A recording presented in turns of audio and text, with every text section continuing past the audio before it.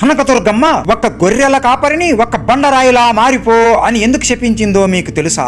విజయవాడకు దగ్గరలో మొగలిరాజపురం అనే ఒక గ్రామం ఉంది. ఆ గ్రామం పక్కనే ఒక పెద్ద కొండ ఉంది. రాత్రి అయితే చాలు గట్టిగా గజ్జల శబ్దాలు అలాగే అరుపులు వినబడుతూ ఉండేవి. ఆ గ్రామంలో ఉన్న ప్రజలు అందరూ ఆ కొండ మీద దుర్గమ్మ వెలసింది అని భయపడుతూ ఆ కొండ వైపే వెళ్ళడానికి భయపడేవాళ్ళు. కానీ ఆ ఊరిలో ఉండే రామ అనే గొర్రెల కాపరి కొండ మీద ఉన్న అమ్మవారిని చూద్దామని ధైర్యం చేసి గొర్రెలను తీసుకుని కొండ ఎక్కుతాడు. అలా అతను పొద్దున్న అనగా కొండ ఎక్కడం మొదలు పెడతాడు. రాత్రి అవుతుంది, వర్షం బోరున పడుతూ ఉంటుంది. అతని దగ్గరికి ఎర్రచీర కట్టుకుని ఒక అమ్మాయి వచ్చి ఈ సమయంలో ఎక్కడికి వెళుతున్నావు అని నవ్వుతూ అనగా, ఈ కొండ మీద ఎవరో అమ్మవారు వెలసింది అని మా గూడెం వాళ్ళు చెప్పారు, అందుకే ఆ అమ్మవారిని చూద్దాం అని వెళుతున్నా అని చెబుతాడు. ఆ అమ్మాయి నవ్వి, అమ్మవారు కనబడితే ఏం చేస్తావు అని అడుగుతుంది.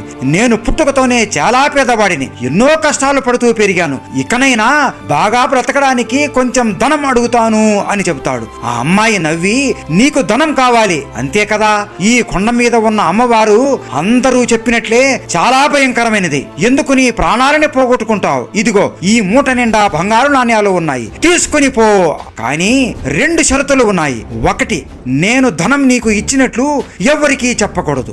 రెండవది, ఈ మూట తీసుకొని క్రిందికి వెళ్లే సమయంలో అస్సలు వెనక్కి తిరిగి చూడకూడదు, చూస్తే మాత్రం నువ్వు ఒక కొండలాగా మారిపోతావు అని చెప్పి వెళ్ళిపోతుంది. ఓ సరే అని ఆ మూటని తీసుకుని కిందికి వెళుతుండగా ఎవరో వెనకాల నుండి పిలిచినట్లు వినపడుతుంది.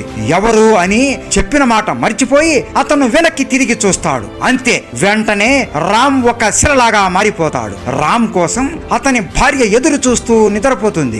ఆమె కలలో రామ్ వచ్చి కొండ మీద అమ్మవారు నిజంగా ఉన్నారు, వెళ్ళి అందరూ పూజలు చేయండి, ఇచ్చిన మాట తప్పడం వల్ల నేను రాయిలా మారిపోయాను అని అంటాడు. ఆమె లేచి ఊరిలో ఉన్న ప్రతి ఒక్కరికి చెబుతుంది. వెంటనే అందరూ వెళ్లి చూడగా ఎప్పుడూ లేని ఒక రాయి వారికి కనబడుతుంది. ఆ రాయి మీద స్త్రీ చక్రంతో అలాగే పాదం ముద్రలతో దర్శనం ఇస్తుంది. నిజానికి రామ్ దగ్గరికి వచ్చిన మహిళ ఎవరో కాదు, సాక్షాత్తు అమ్మనునగన్న అమ్మ కనకదుర్గమ్మ. ఆ గొర్రెల కాపరికి కొండ మీద ధనం ఇచ్చారు కాబట్టి ఆ కొండని ధనకొండ అని ఇప్పటికీ పిలుస్తారు. కనకదుర్గమ్మ అంటే మీకు ఇష్టం ఉంటే జై కనకదుర్గమ్మ అని కామెంట్ చేయండి. జై కనకదుర్గమ్మ.